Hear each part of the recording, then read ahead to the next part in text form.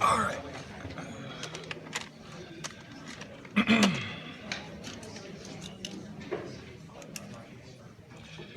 So, 214. Ooh, this is meta. Physics 214 on February the 14th or 214. Ooh. Ah. Also, it's 3 day.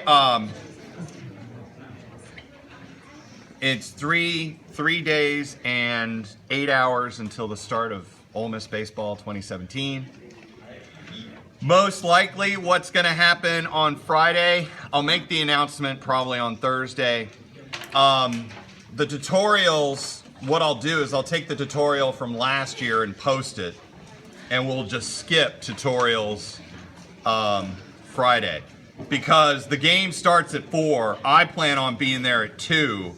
I've got priorities. So also on Tuesday, just as an announcement, or not Tuesday, on Saturday, why is Ole Miss baseball going to be awesome this year? Because I'm the guest faculty manager on Saturday.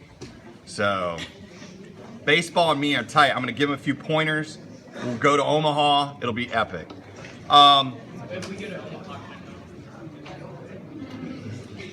As like my sidekick. Okay. I'm gonna have to edit this out of the video. All right, enough gabbing. New homework set is out. Don't mess with that stapler. You can use it, but it's one of the student staplers, so you can't abuse it. Homework you can turn in now. It's due by 6 o'clock outside my office. New homework set is out. It will be posted on Blackboard this afternoon, I promise. Let's get started.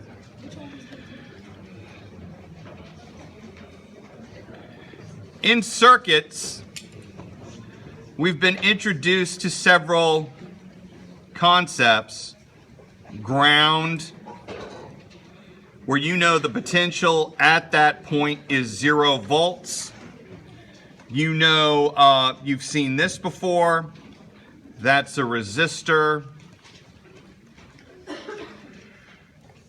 That follows Ohm's law. The current flowing through that resistor is really the high voltage minus the low voltage divided by the resistance. Once again, I'm only interested in magnitudes at this moment. What we know is that if you're going with the current, the high voltage is at the hold on, let me get the light. There we go, much better.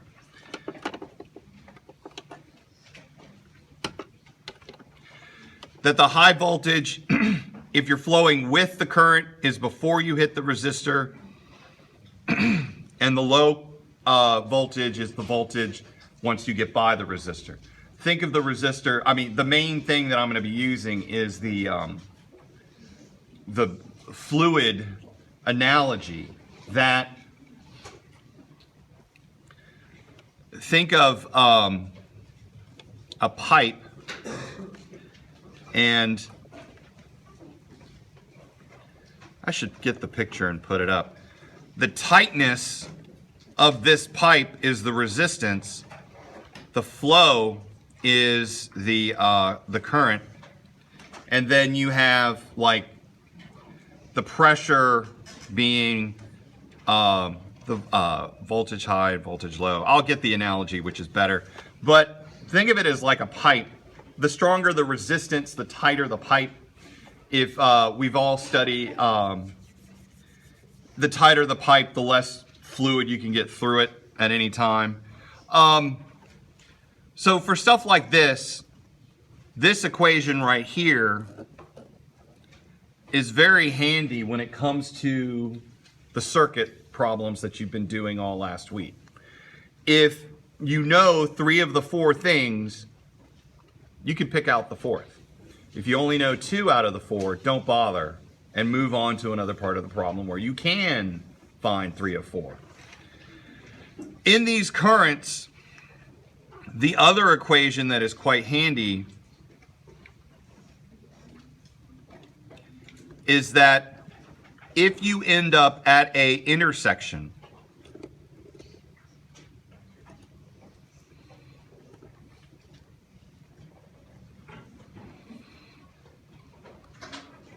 yes, I'm drawing my currents backwards, but deal with it. So the current is going from right to left. The current hits a fork. You know that the current of 2 and 3 must add up to 1. It's a lot like you've got a stream and it forks. If you've got 10 gallons per second going to the left and 30 gallons per second going to the right, you've got a total of 40 gallons per second that entered that node. The other thing about this, since someone was asking about it right now, is that the wire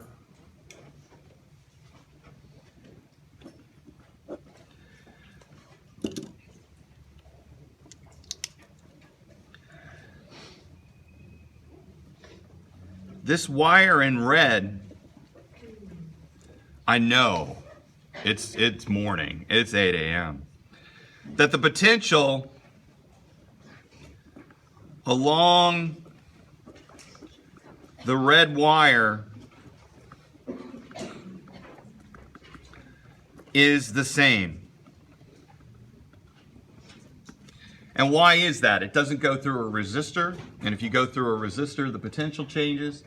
If you go through a battery, obviously the potential is going to change. Question. What do we know about the specific potential at this wire right now? Well, we do know that the potential here is a little bit higher than that end. But if I gave you a multiple choice question that said the potential along the red wire is 10 volts, 0 volts, 100 volts, or not enough information, which is it? Not enough information. Because in order to figure out where stuff is, you got to know, 1, the battery strength, the voltage of the battery, and 2, you got to know where that ground is. Now, if I said that the battery strength here was 5 volts, and I said, well, what is the potential of the red wire? 0 volts, 5 volts, 10 volts, not enough information, or 5 volts higher than the other side of the battery. It'd be 5 volts higher than the other side of the battery. It's a lot like, as we said for the analogy, the floor is in Oxford, Mississippi. We know that the top of the floor is about 4 feet higher than the front of the room. So I know it's a lot like this right now. I know that is 4 feet higher than this, but I can't give you the specific altitude of the floor unless I have sea level and I know the altitude of Oxford, Mississippi. So if I put in a ground right here, that means that the potential here is 0 volts. By definition, any wire touching ground is at 0 volts. It's more of a mathematical construct thing than a physics thing. It's more of, when you pick an origin for a two-dimensional motion problem, it doesn't matter that the origin is in France, Italy, United States, Starkville. That coordinate is your reference coordinate. And what the ground does is it sets the reference point for the circuit. So now that's 0 and that is at 5 volts. And now you do have enough information. Dr. Escher, Yes. So previously when you didn't have the ground, you were only saying it's 5 volts greater than. Correct. It's relative to each other. Yes. But the ground defines it. So correct. If I had said I took a, let's say there was another circuit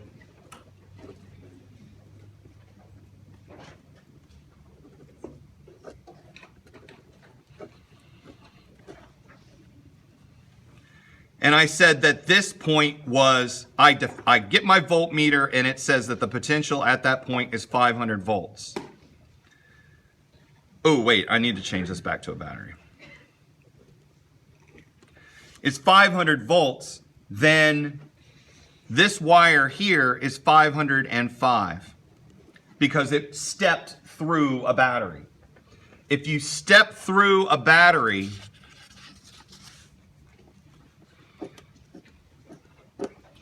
if you go from there to there, your delta V is positive whatever the strength of the battery is. If you move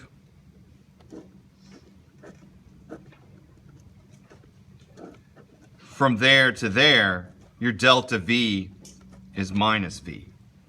So when you change your position with regards to where you are on the circuit, did you go across the battery?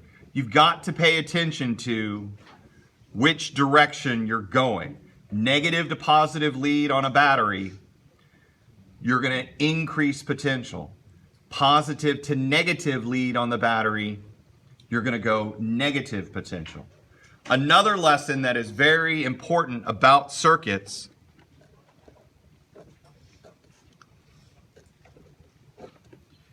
is when you go across resistors, and these four relationships will become, they're very important now, they'll become critical in test 2 material when we get to something called Kirchhoff's laws. If you go from there to there and there to there across this resistor, in one case you're going against the current.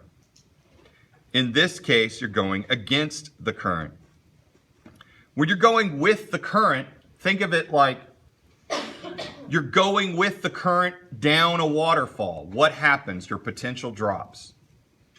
So if you go with the stream, well, I mean, think of a perfect example right now, that Oroville Dam near Sacramento. The water's shooting out and downhill. If you rode that stream, you'd end up dead. But if you rode that stream, your potential decreases. The ramp is the resistor. So your potential is negative IR. If you're going against the current, let's say you were Superman or Superwoman, and you were swimming upstream, up that emergency outflow, then you would be increasing your potential. So the change in potential is positive IR. So this is downstream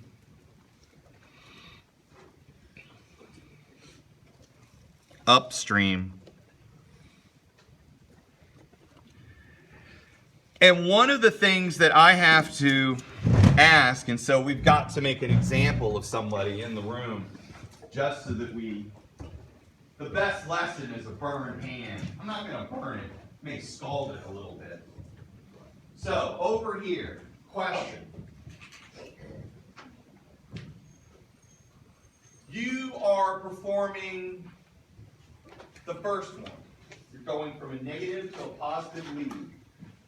Does it matter which direction the current is flowing? So it matters. Why does it matter? And let's just say the hand is scalding right now. So why? What makes the difference? Why is that important? Is the current flowing through the battery important in determining the potential difference between the leads of the battery? And notice how everyone around you is not looking at me. Didn't make it seem like it did. I didn't make it seem like it. So it's not important. What's the definition of a battery? A battery, when it says 6 volts, it means that the positive lead and the negative lead have a difference of 6 volts. Always. If that battery has 1,000 volts, the potential difference between those volts, or between those poles, is 1,000 volts. The current direction has no effect. The current passing through a battery, what we've done is in all of our cases right now,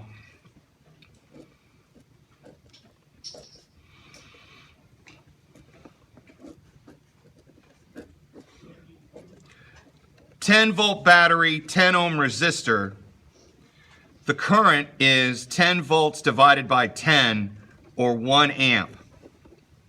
So the current is definitely flowing in that direction. So it is flowing from negative to positive.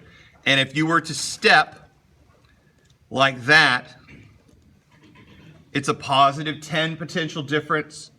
If you step like this, it's negative 10 volt difference. Now let's make it a little bit more complex. Let's say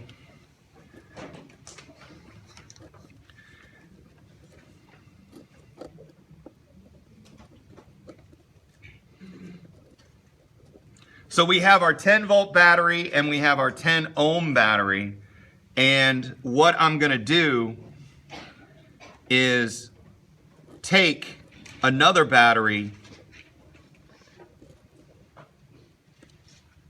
where it's negative positive, and that it is 50 volts. So what you do is you take a 10-volt battery and a 10-volt battery and you put them positive to positive leads. What happens? In which direction does the current flow? What you have to do is you can simplify this 10-volt battery to the right and 50-volt battery to the left, and you can simplify it kind of like with an equivalent battery of 40 volts. So now the current is,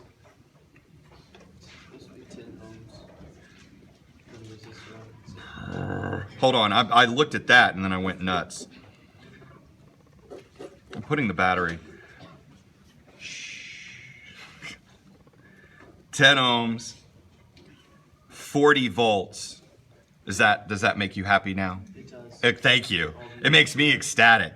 All right, so now it's 40 volts divided by 10 ohms, or 4 amps.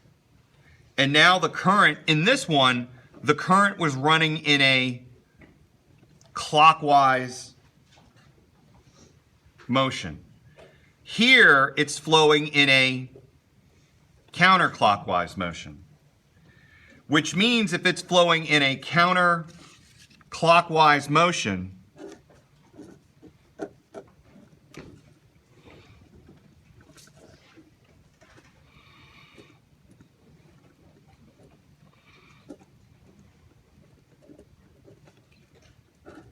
the current is flowing from the negative to the positive lead of the 50-volt battery, and it's flowing from there to there backwards. So effectively, the current, yes, the current can run through a battery backwards. In fact, what would end up happening if it was the right kind of battery is that the battery would charge rather than discharge. But these are kind of ideal batteries. The ideal batteries say that the potential difference between there and there is 50, there and there is 10. So let's work this out. If I say that that is ground,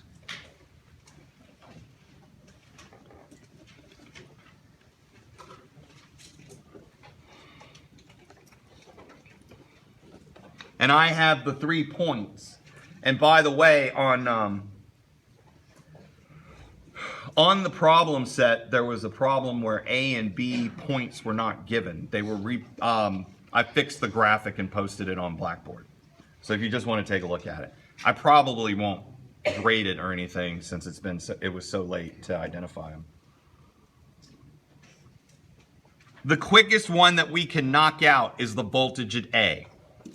The voltage at A, why is it the fastest to determine? Because its point is on a wire that is touching ground. So the potential at A is 0. Now what we do know is we know that when you go from there to there, you're going from the negative to the positive lead of a 50 volt battery, which means that the potential at that point is 50 volts higher than A. If A is 0, V sub B is equal to VA plus 50, or 50 volts.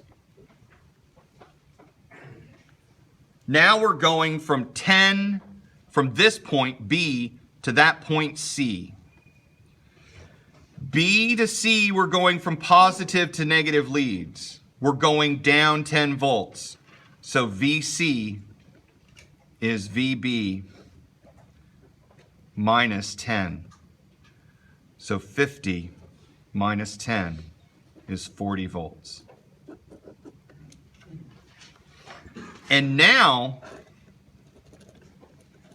10 ohm resistor, you've got 40 volts on this side, you've got 0 volts on that side. I is V high minus V low, or 40. Resistance is 10, so the current is 4 amps. So we did it both ways. In one way, we did the equivalent battery. In the other way, we just stepped with voltages. And just as, for truth purposes, the current is flowing obviously in this direction because this is the higher potential and that's the lower potential. So the current is flowing counterclockwise. So that is a demonstration of studying potentials in batteries that are in weird directions. Yes? Can I get you to run through that again real quick? Okay. Like, how are you using VB and VC like this equation? How am I using VB and VC? It's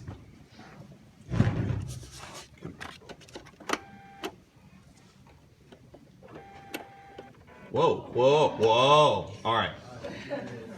So first, let's start off with the basic, easy stuff.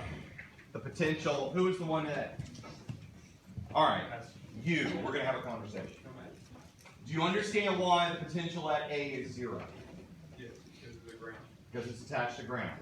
By definition, the ground is 0 volts. Now, when I went from A to B, when I went from A to B, what happened? What did I cross? I crossed the battery. Did I go from the negative to the positive or positive to negative? I went from negative to positive. Going from negative to positive is a lot like going up a water wheel. The water wheel, when you're going from negative to positive, you're going up the water wheel. So if the altitude at A is 0, and you went up a 50-meter water wheel, or a water wheel that's 50 meters high, what's your potential once you get to the top of the water wheel? 50. Does it matter if the water wheel is bringing water down or bringing water up for a battery? It doesn't matter. Changing potential across batteries, the only thing that matters is, am I going from negative to positive or positive to negative? We went from negative to positive. Therefore, the change in potential increased 50. So the potential at B is 0 plus 50, or 50 volts. So we now know for a fact the potential at B is 50. Would you have given us the voltage at B if this were No, I probably wouldn't. This is easily determined. You would have to find the current first, or you'd have to find the equivalent resistance first with the equivalent batteries, and then get current. And then, but in reality, you don't need the current to get the potential at B. When you're moving across batteries, the current through that battery is irrelevant when it comes to the change in potential. Negative to positive, higher potential. You went from negative to positive on a 50 volt battery, so the delta V is positive 50. C is at the bottom, 0. B is at the top after you climb 50. Therefore, it's 50 volts. Now from B to C, once again, you're going from across the battery, but in this case, you're going from positive to negative. You're going from positive to negative on a 10 volt battery, which means you went up 50. If it was from negative to positive, you would climb 10. But this is positive to negative, so you come down 10. It's like a water wheel pulling water down. So the high point is B at 50 volts. You go down a battery of 10 volts, which means now your potential at C is 40. I've been able to determine all of these potentials without ever determining the current. Well, we did it two ways. The first way was a 50 volt battery against a 40 volt battery makes that 50 a 40. 40 volts divided by 10 ohms is what? 4. Now to do it the other way with potentials, the potential at A is 40 volts. Why? Because we went from 0 to 50, down 10, now we're at 40. The resistor is between a 40 volt and a 0 volt. 40 divided by 10 is once again 4. Well, the direction of the current we kind of figured out with the equivalent. You just look at the big battery. A 50 volt versus a 10 volt, there's no way that thing's going clockwise. A 50 head to head with a 10, where the 50, if it was left alone, would cause a counterclockwise.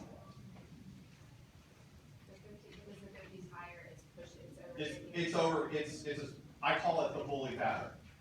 It's the bigger battery. It's the one that goes, all right, 50 versus 10, 10 loses. So for these loops, that's what you guys need to think about.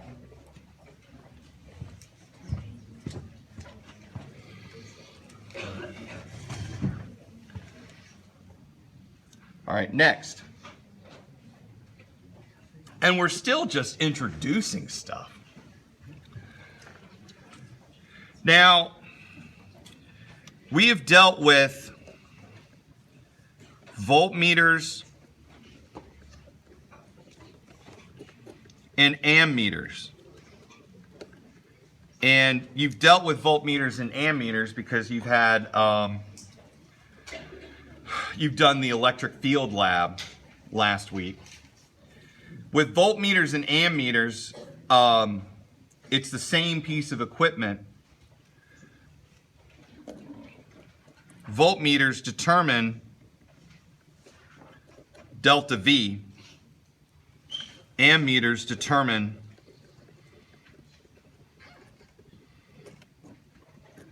the current. A voltmeter symbolically looks like that, and an ammeter looks like that. Now, the way that the circuits are designed, a voltmeter,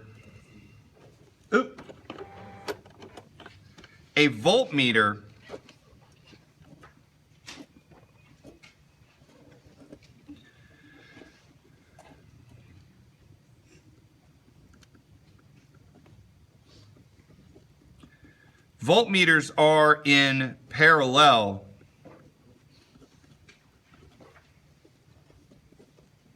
with the circuit. Ammeters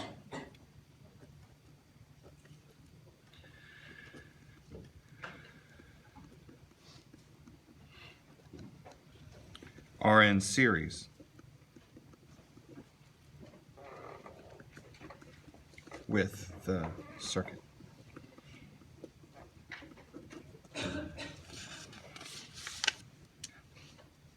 And why is this? Because voltmeters need to have information at the beginning and at the end of the circuit to determine the potential difference. If it was hooked up in series, like the ammeter, it would know nothing about the potential at the other side. So the voltmeter looks at the high end and the low end of a resistor and measures the potential difference between the two. Ammeters, if it was arranged like this, the current wouldn't flow through the entire resistor. Some would go through the ammeter and some would go through the resistor. It wants to know all of the current flowing through. So that the way that the circuits are designed, we have to talk about ideal voltmeters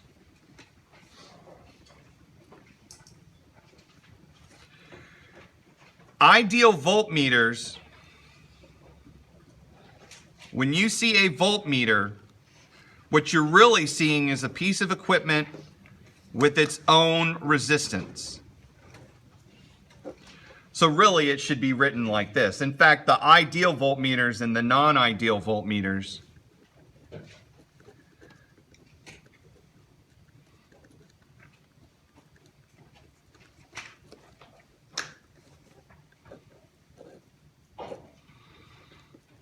are both like this. And that's a V. And when written like this, in both of these cases, they are ideal voltmeters. So an ideal voltmeter really is an ideal voltmeter with its own resistance. A non-ideal voltmeter breaks down into an ideal voltmeter plus another resistor. The key difference is that the resistance of an ideal voltmeter is infinite. The resistance of a non-ideal voltmeter is that it is not infinite. Usually about 5 mega ohms. Now, which ones do you have in the lab? Obviously, you're going to have the non-ideal voltmeters. The non-ideal voltmeters are what we would call reality. As a physicist, as a scientist, as a chemist, the experiments that you perform should not affect the experiment. It should minimize the effect of the experiment. If you were observing, let's say you were observing a little herd of puppies and you wanted to study their social interactions with each other, you would watch them from a distance. You would watch from some place where they could not see you, where you would have an effect on them. You have to be invisible, basically. The voltmeter that you put into that experiment must not affect the resistor. Let's say we had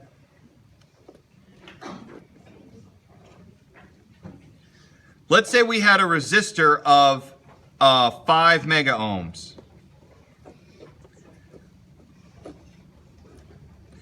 And we had,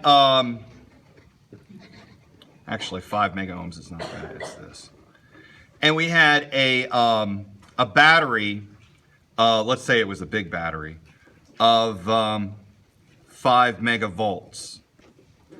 So the current is potential difference of the battery divided by resistance, or it would be 1 amp. Not angstrom, 1 amp.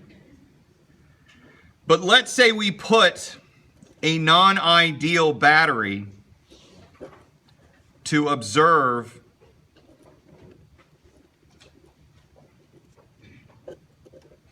this circuit.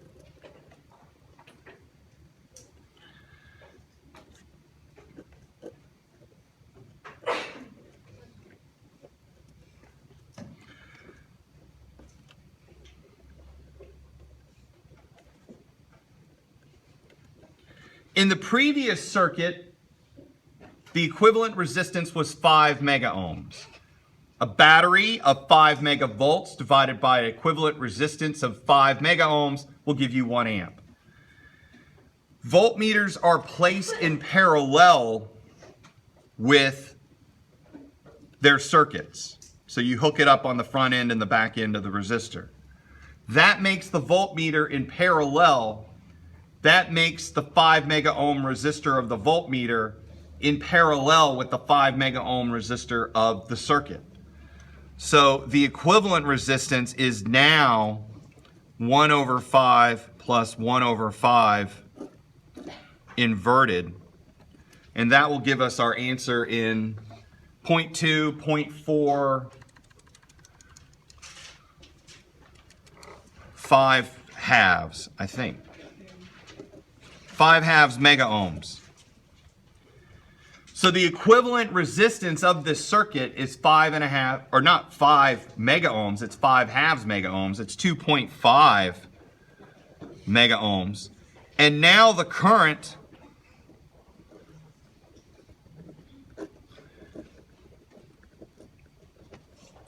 will equal 2 amps. The current in the circuit will change. And if the current in the circuit changes, then you're not observing the circuit properly. If the resistance, if RV is equal to infinity, then R equivalent is equal to 1 over 5 plus 1 over infinity inverted, which will give you 5 mega ohms. Because 1 over infinity is 0. You can effectively get rid of that. So you have R equivalent is now 5 mega ohms, and the experiment performs as expected. In the real world,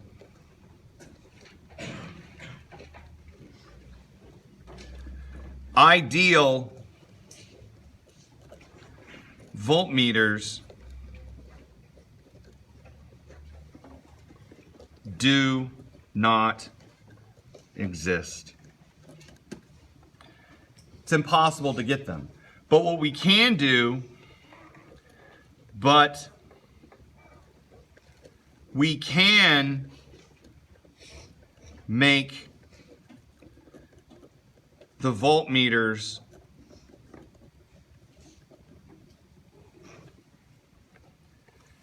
ideal like or pseudo ideal voltmeters. How do we do that? We take the resistance of the voltmeter and make it that much greater than the resistance of the circuit. You have to make sure, if you look at the resistors on your circuit and you know that you're dealing with hundreds of ohms, thousands of ohms, you've got to make sure that your voltmeter is in mega ohms. Because let's say that the resistance of the circuit was 500 ohms and the resistance of the voltmeter is 5 times 10 to the 6th ohms. So we're dealing with a non-ideal voltmeter and a 500 ohm resistor. Put them in parallel, 1 over 500 plus 1 over 5 times 10 to the 6th inverted, and R equivalent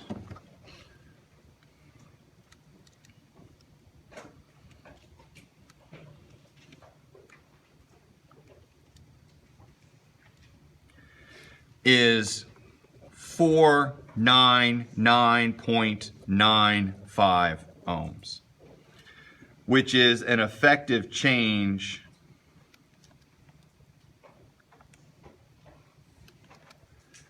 it's effectively 99.99% of the original value. Close enough. Particularly because in Physics 214, we accept 10% error and not even bat an eye. Why? Because you're 224 students. I mean, you're just introducing this stuff, or being introduced to this stuff. If this was like grad student work, the errors I would expect to be far smaller because they're a lot more careful. So when you have a resistor with a voltmeter, make sure either A, it's an ideal voltmeter, which you just can't go to the Walmart and pick one up, or make sure that the resistance of the voltmeter, which is in the mega ohm range, is significantly higher than your circuit values for resistance. With a big circuit, let's say you had mega ohm resistors, they have voltmeters that can handle that. They have voltmeters with equivalent resistances of like hundreds of mega ohms, tera ohms, giga ohms, stuff like that. So the right tool for the right job. For ideal ammeters,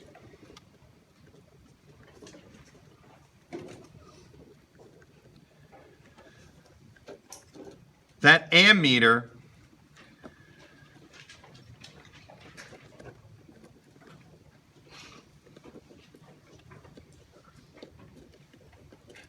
can be divided into the resistance of the ammeter plus the ideal ammeter itself.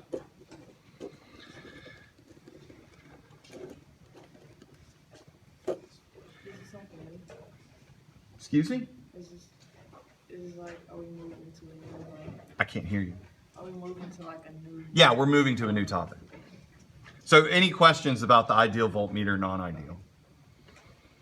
Ideal, infinite. Non-ideal, big.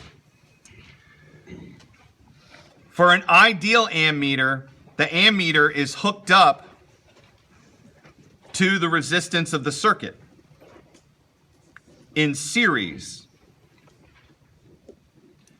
It has to, because if you split the wire like you did with the voltmeter, some of the current would go in the direction of the ammeter, some in the direction of the circuit. You wouldn't be reading the full current of the resistor.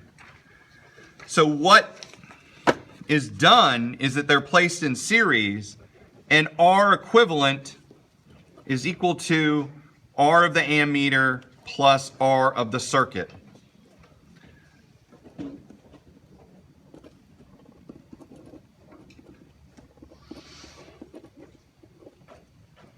Now, what affects R equivalent? What would be the necessary resistance of the ammeter to affect equivalent resistance the least? 0. Ideal ammeters have resistances of 0 because 0 plus circuit resistance means that the equivalent resistance is the resistance of the circuit. In a non-ideal ammeter, the resistance of the ammeter must be significantly less than the resistance of the circuit. So if you have circuits in the thousands, make sure that your ammeter is significantly less than a couple thousand. If you've got a circuit which measures or has resistors with single ohms, 5 ohms, 8 ohms, 10 ohms, make sure the resistance of that ammeter is like a fraction of an ohm. In lab, the resistance of the ammeter, depending on the setting, is between 10 and 30 ohms. So if the circuit has resistors that are in the 10, 20, 30 range, it'll switch down to as low as it can. With it being like 500 ohms, let's say you put an ammeter where the resistance of the ammeter is 10 ohms and the resistance of the circuit is 100 ohms, probably wouldn't want to do this, then 10 plus 100 means that the whole circuit now is 110. But if you put, which means that the change is 10%. If you put a 10 ohm ammeter in series with a 5 kilo ohm circuit, then the equivalent resistance is 5,010 ohms, which is a difference of a lot, 0.2%. So the ammeter doesn't really affect a 5 kilo ohm resistor, but the ammeter would have a significant effect on a 100 ohm resistor. So for ideal voltmeters, or for lab voltmeters, make sure that your circuits are significantly less than 5 mega ohms. If you're using an ammeter, make sure that your circuit is significantly greater than 10. So probably somewhere in the 100 kilo ohm, 50 to 100 kilo ohm range for your circuits would be fine.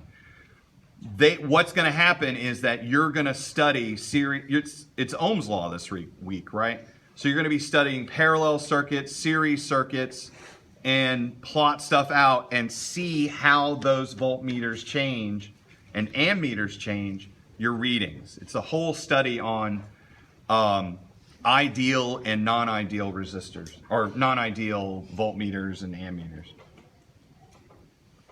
All right. So we're getting close to the test. The test is a week from Thursday. What we've got out is problem set 3. So today is Tuesday. Got Thursday, Tuesday, Thursday, which is the test day. That Tuesday will be a review. I got to double check. I think I have a site reserved for Wednesday night. I'll know more. To the people who will have lab during the review, I will record it. Don't worry. It'll be fine. Tuesday, obviously, we all have new material. Thursday, we will finish up, kind of polish off the last bits of what we're going to cover in the next half hour. And then that's all the new material that we're going to have from now to the first test. We'll be in review mode. Sample tests will come out, and definitely on that Tuesday, we'll work through a sample 214 test. The last bit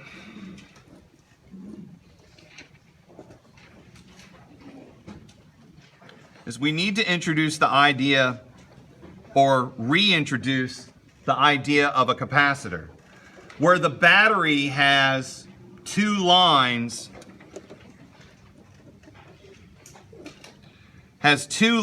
like this, where one is labeled positive and negative. The capacitor has two parallel lines of equal length, and so that's how you can tell the difference between the two. Capacitors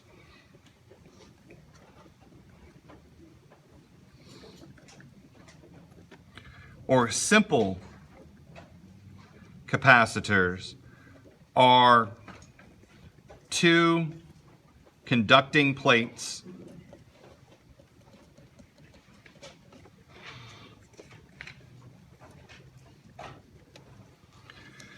The two conducting plates are of identical geometry.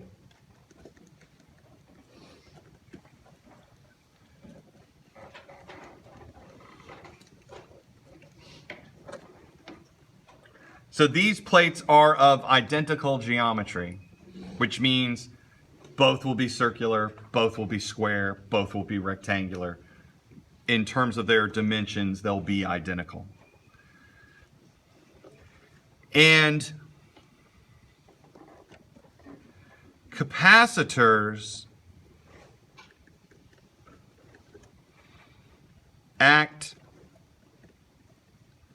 like batteries. Batteries that are easily chargeable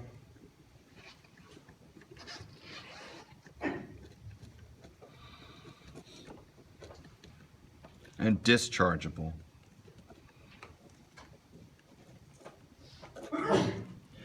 So capacitors can be charged and discharged rapidly, like on the order of seconds to minutes.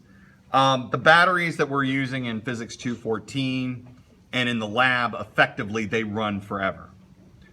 Granted, I know that they don't, but in terms of our sanity, they do.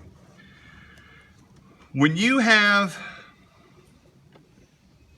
a battery, and I actually looked this back up to confirm that if you've got an uncharged capacitor, that capacitor is, there are two conducting plates of identical geometry separated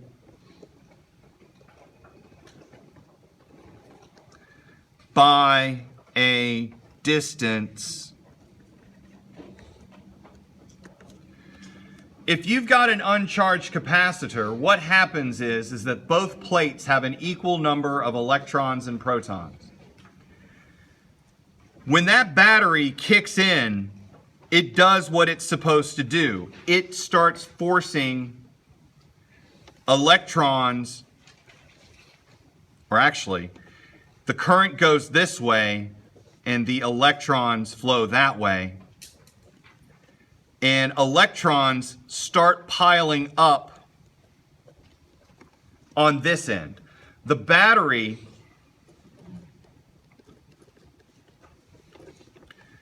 provides electromotive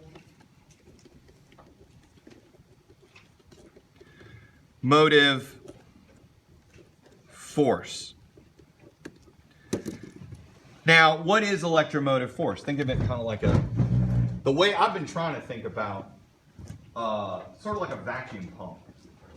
And let's say that we don't have atmosphere all around, but we do have atmosphere on that side of the room and that side of the room, and they're separated. And you've got a little pump. Now, what that pump does is it initially sees an equal amount of air in both rooms.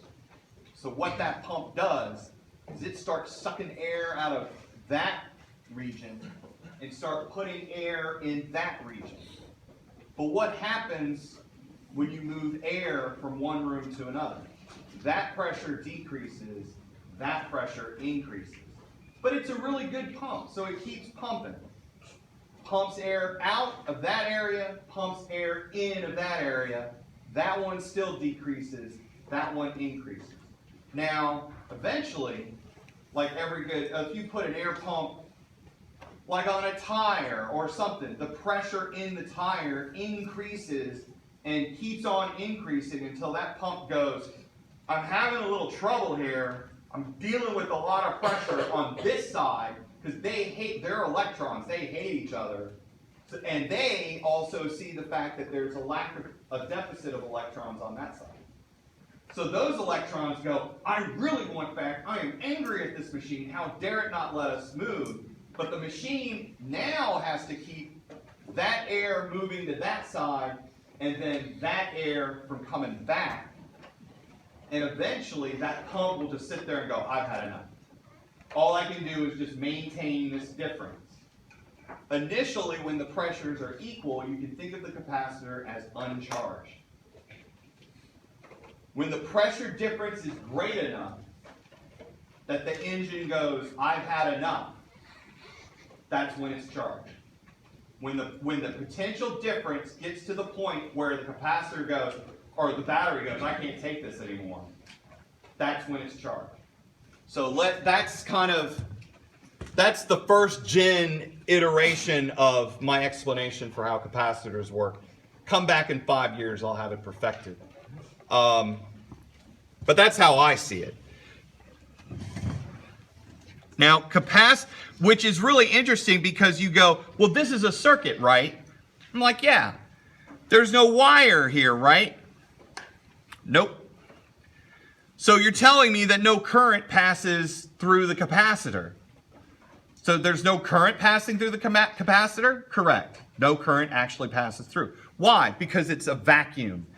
There's no metal connecting the two. Now, granted, you may have one singular electron that just jumps over, but capacitors are built to not allow that from happening. Let's talk about building capacitors. Capacitors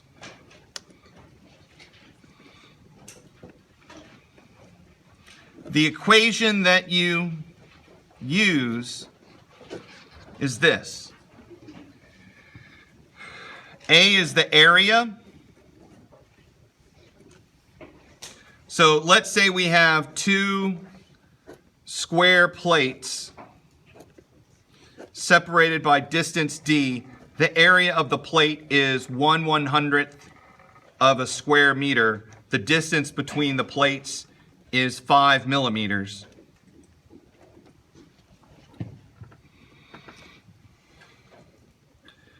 What is C? Now C is the capacitance.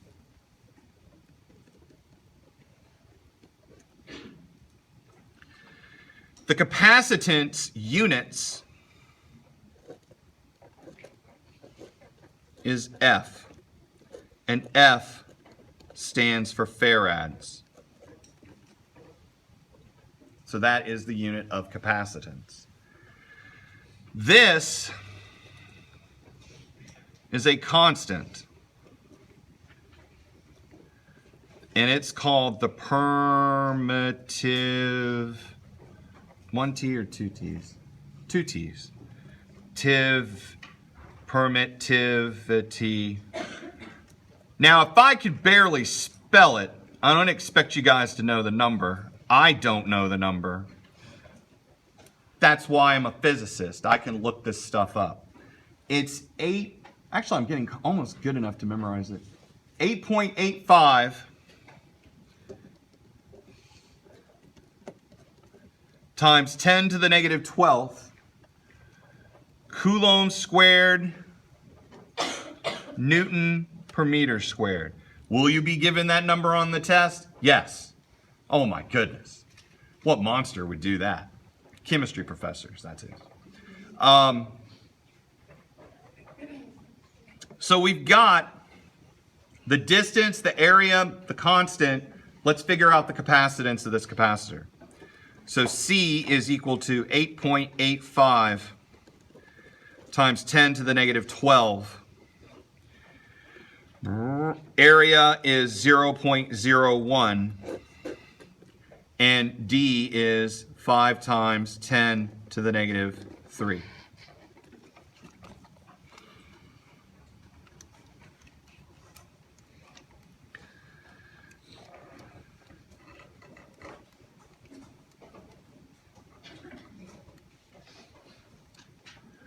.77 times 10 to the negative 11 farads.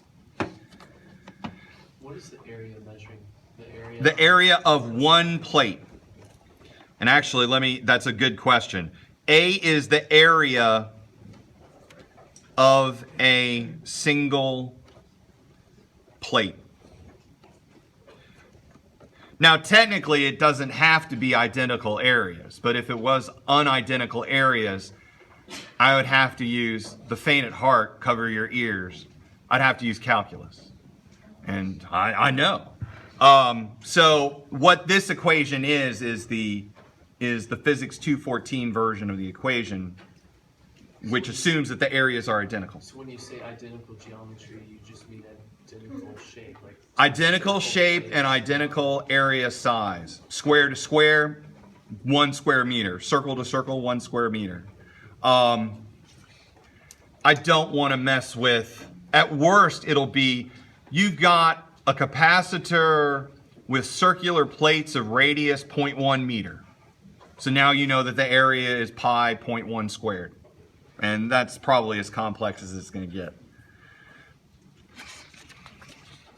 Now, in terms of strength, we've dealt with resistors, which are in mega ohms. We've dealt with batteries, which are single units up to, you could have kilovolts. The idea of having a battery with 10 millivolts is kind of rare. Microvolts is, I mean, unless you're working with computer processors, microvolts probably comes into play then. But in terms of lab stuff, really what this is 177 times 10 to the negative 9 farads with 177 nanofarads. So capacitor strengths are typically in the nano to micro range. If you've got a capacitor, like my uncle had a capacitor protecting his stereo. He had like these $10,000 pair of ribbon speakers that are like 8 feet high. And so he found someone who was selling capacitors off of a derelict Russian sub. And he put that capacitor in his basement, and basically he treated that as the surge protector for the stereo. Did lightning ever hit the house? Yes. What did the capacitor do? I'm on it, sir, and kept his stereo safe. Because when you're being protected by a Russian sub, you're safe. So these capacitors, and I don't make this stuff up. He really does have a capacitor from a Russian sub. Unless he lied to me, which is entirely possible. So for these capacitors, well, what's a quantity that we get from these capacitors? Let's say you had a capacitor hooked up to a battery. And that battery has 100 volts. And the capacitance of that capacitor is 177 nanofarads.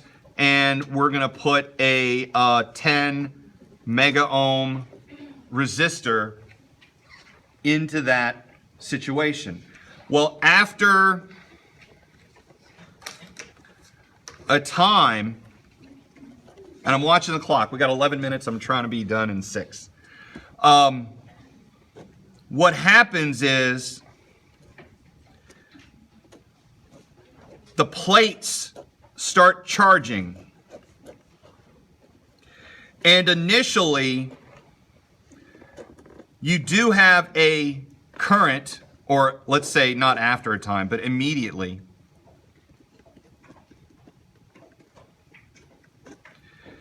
That plate becomes negative a little bit, that other plate becomes positive a little bit. And then after a time,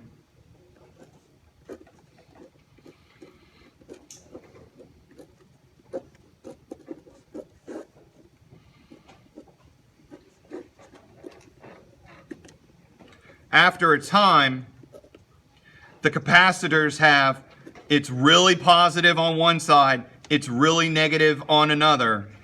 No current flows.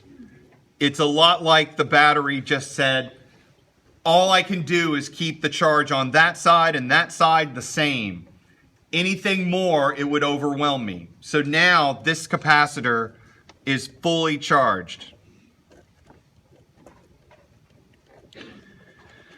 The capacitors have positive Q on one side and negative Q on the other.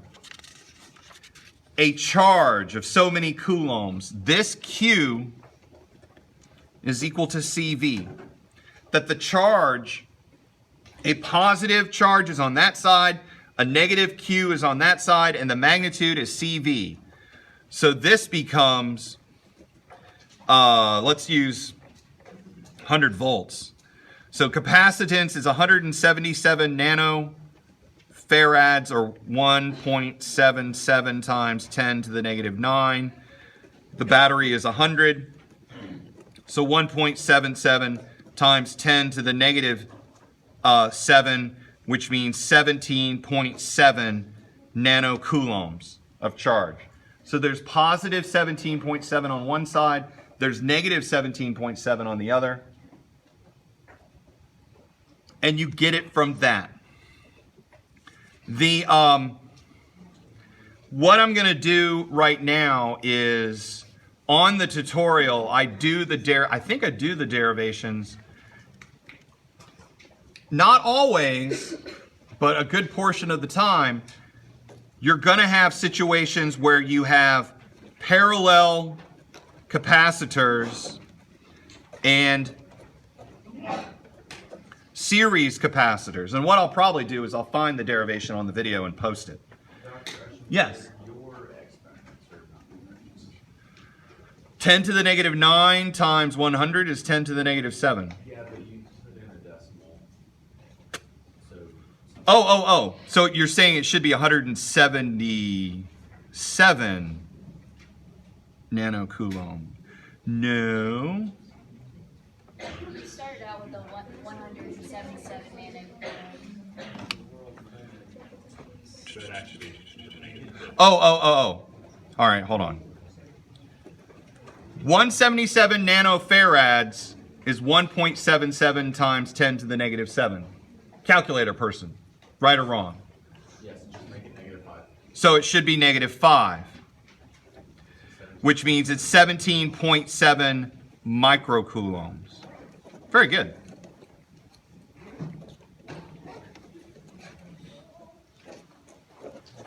Which really, I'm not done yet.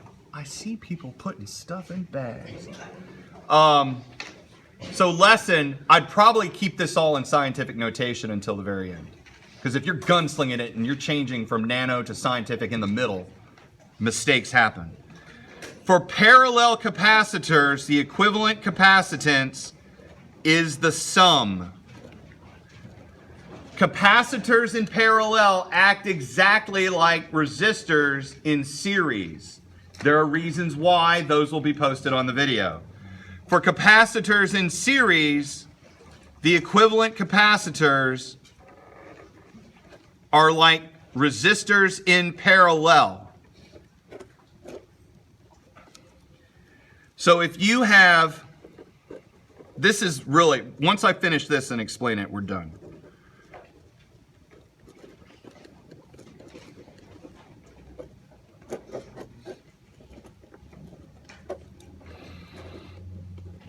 Because what happens on problem 1 of the current problem set, you've got a nightmare capacitor problem that I need to at least cover the basics before I unleash it on you. So capacitors in series are like resistors in parallel in the way that they combine or smoosh. Capacitors in parallel are like resistors in series when they smoosh. So be aware of that. It flips around, and there are reasons why that are on multiple choice questions about why is it this way. We will continue probably for the first 45 minutes on Thursday about RC circuits, what we're doing right now. That's it. See you on Thursday. Could we what? Probably today or tomorrow. I'll try.